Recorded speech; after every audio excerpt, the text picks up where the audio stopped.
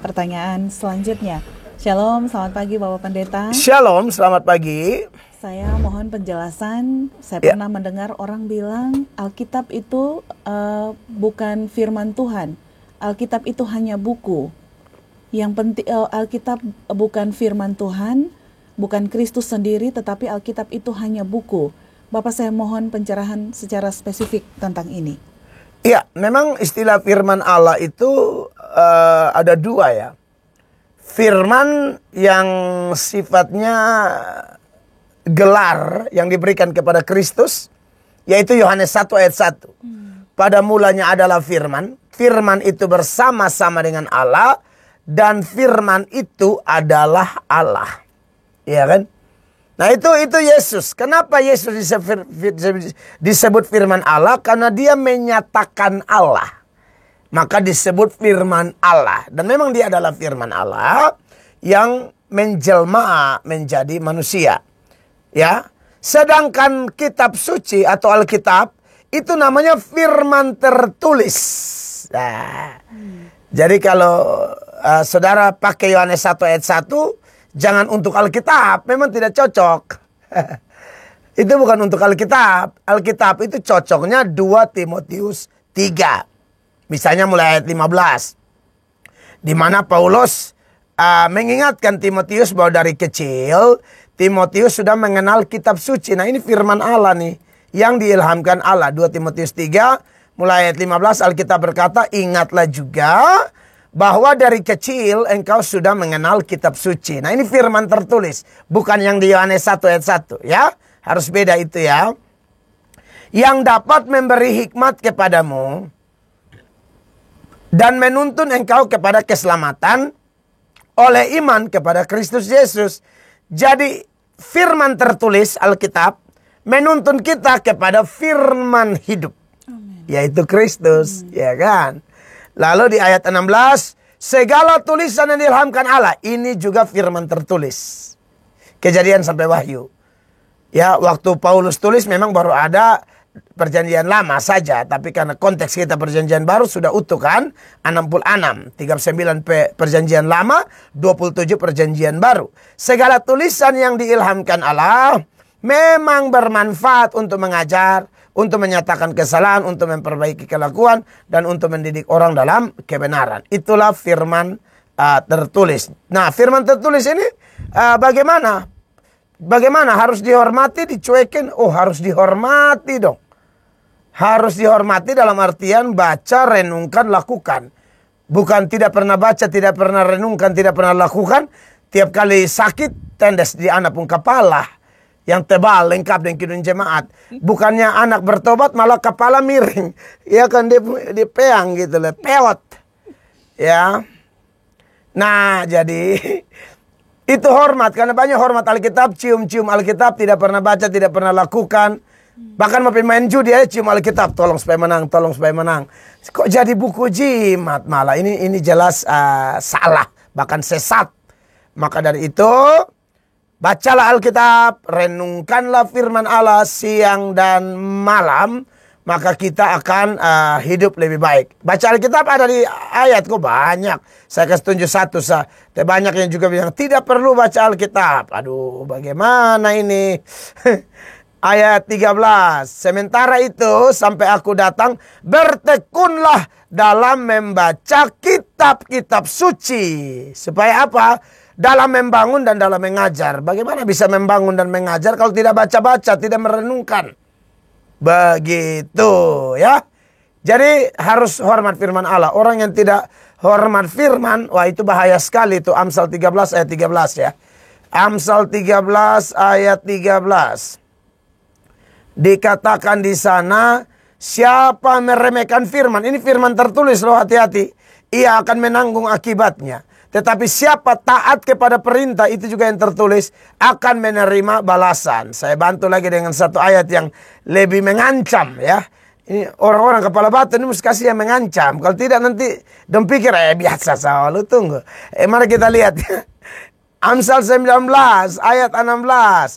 Siapa berpegang pada perintah atau firman tertulis, memelihara nyawanya. Mau aman?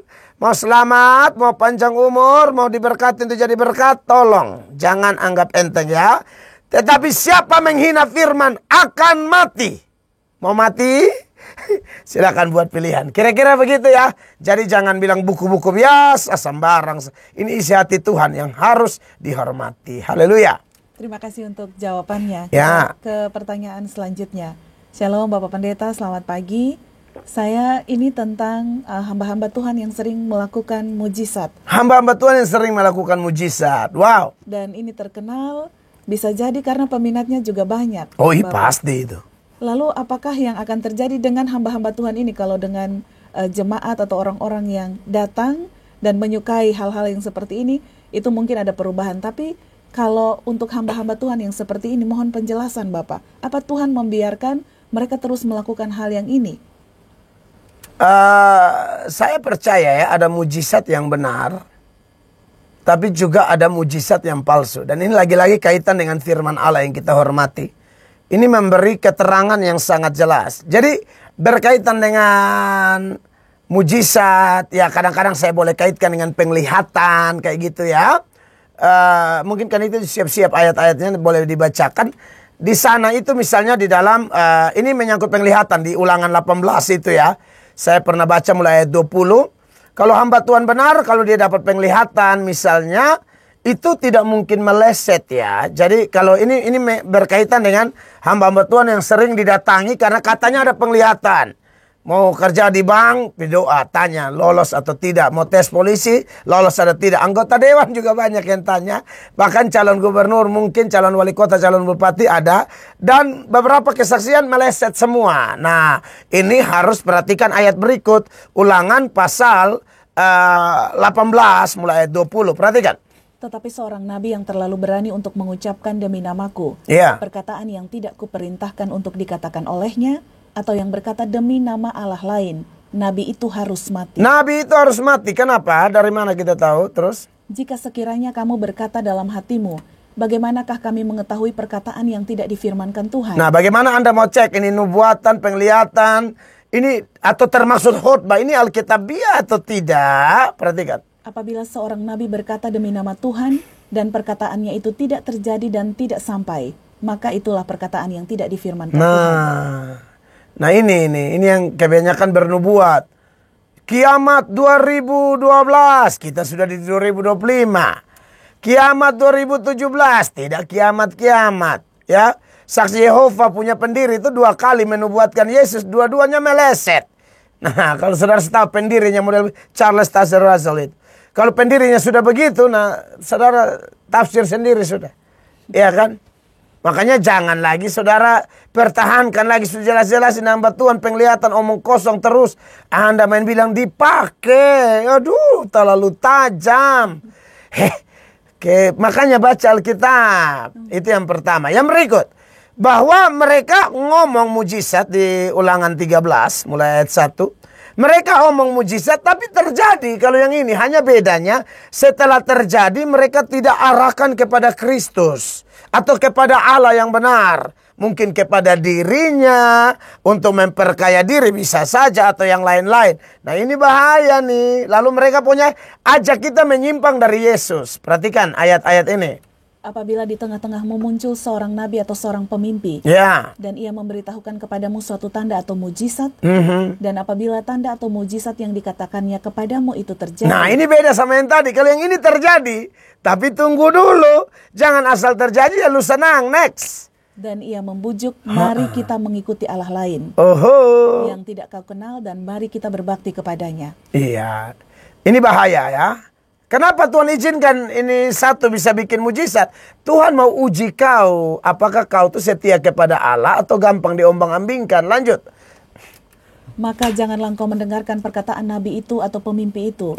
Sebab Tuhan Allahmu mencoba kamu untuk mengetahui apakah kamu sungguh-sungguh mengasihi Tuhan Allahmu dengan segenap hati. Iya, kan ada orang yang tidak pernah ke gereja tapi kalau mujizat di Amfuang dia pergi. Ini hanya Tuhan uji selalu nih, memang iblis. Lu ini kan tidak pernah gereja. Dengar yang begitu paling nomor 1, setan-setan begini dong. Nanti kalau saya omong dianggap terlalu kasar. Tapi bersyukur saya mestokor kau. Karena kamu tidak bisa pakai yang lembut-lembut. Begitu ya. Oke, jadi ini perlu direnungkan ini ya. Jadi saya sarankan Anda perhatikan baik-baik yang mujizat-mujizat itu ya. Dan yang berikut lagi, bahkan mujizatnya pakai nama Yesus loh. Nah ini hati-hati nih. Sampai pakai nama Yesus dan terjadi mujizat. Ini kan kelihatan di Matius 7 itu ya. Ayat 21 sampai ayat 23 mereka bernubuat bikin mujizat usir setan demi namamu. Dan itu kejadian. Tapi ternyata mereka pun hamba Tuhan palsu. Perhatikan. Bukan setiap orang yang berseru kepadaku Tuhan, Tuhan akan masuk ke dalam kerajaan sorga, melainkan dia yang melakukan kehendak Bapakku yang di sorga. Ya. Pada hari terakhir banyak orang akan berseru kepadaku Tuhan, Tuhan. Bukankah kami bernubuat demi namamu dan mengusir setan demi namamu dan mengadakan banyak mujizat demi namamu juga. Sampai di situ. Bikin banyak mujizat demi namamu juga. Ini yang Don Ditan pernah ajar. Pakai ini data seolah-olah orang Kristen, seada-adanya Kristen pasti ditolak masuk neraka. Karena ini ayat kan ujung-ujungnya ayat 3. Tuhan Yesus usir mereka. Lalu Don Ditan pernah dalam satu video dia ngobrol dengan seorang perempuan Kristen. Lalu dia bilang itu, siapa yang usir setan dalam nama Yesus? Lalu perempuan itu bilang Kristen. Siapa yang bernubuat dalam nama Yesus? Perempuan Kristen itu bilang Kristen. Siapa yang bikin mujizat dalam nama Yesus? Lalu dia bilang Kristen. Lalu Yesus bilang apa? Nyala. Nah loh. Dan ditaruh begitu. Nah itu yang nah sebenarnya ini Kristen palsu, bukan. Kalau Kristen asli bikin mujizatnya benar pasti ya, seperti Musa, Paulus, Petrus ya. Bahkan bayangannya Petrus saja kena orang sembuh, sapu tangannya Paulus saja kena orang sembuh begitu ya. Jadi pesan saya, dari semua data-data tadi, Anda yang suka maniak dengan pendeta-pendeta atau hamba Tuhan mengaku bikin mujizat, perhatikan yang tadi. Dan pesan khusus buat Anda yang suka bila katanya bikin mujizat. Kalau Anda bikin mujizat dalam nama Yesus, tahu-tahu di belakang-belakang lu bikin aneh-aneh, hati-hati loh. Kau akan ditolak Kristus. Saya pernah tahu ini.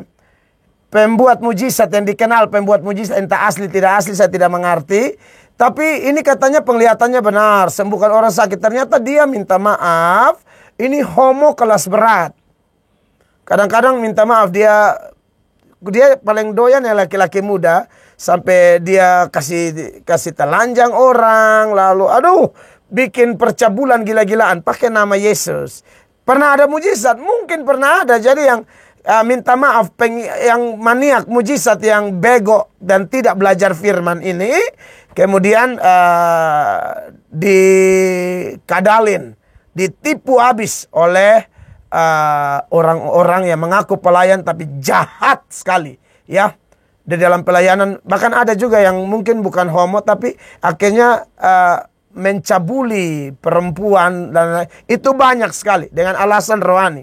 Nah ini kriminal rohani dan ini penjahat-penjahat yang bikin malu, pakai nama Tuhan, pakai nama Roh Kudus, pakai firman, pakai penglihatan untuk melakukan dosa, kenajisan seperti itu ya. Ya saya pikir harus hati-hati kalian ya, bertobat. Tuhan berkati.